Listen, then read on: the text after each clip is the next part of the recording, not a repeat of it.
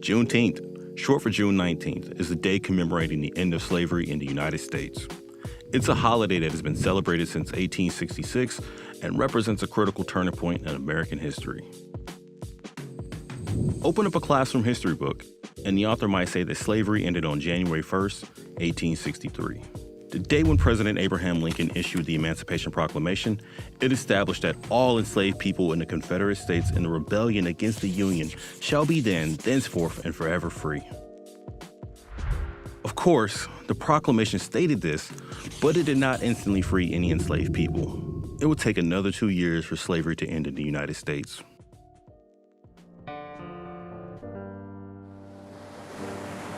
In Texas, slavery continued uninterrupted during the Civil War. The state wasn't involved in large-scale battles, and there wasn't a real presence of Union troops.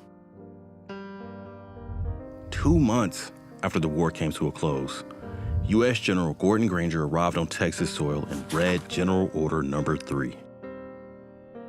The people of Texas are informed that, in accordance with a proclamation from the Executive of the United States, all slaves are free. Granger's arrival marked the freedom for 250,000 enslaved people in the state.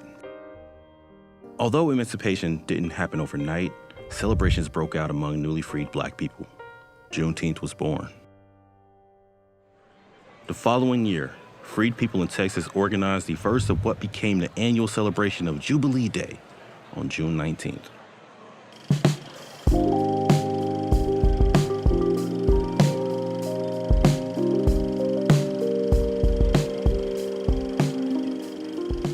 The holiday wasn't widely celebrated across the country, but the traditions continued to grow over the next several decades.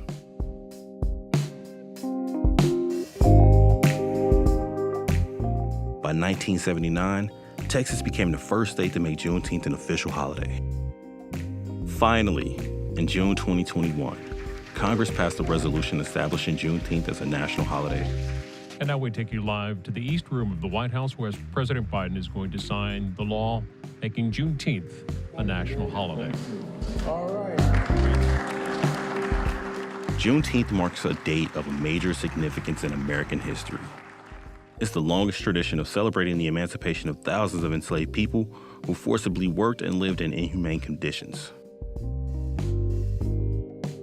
The 2-year march from when the Emancipation Proclamation was signed to the arrival of troops in Texas is a metaphor for the many ways in which freedoms for Black people have been delayed in this country.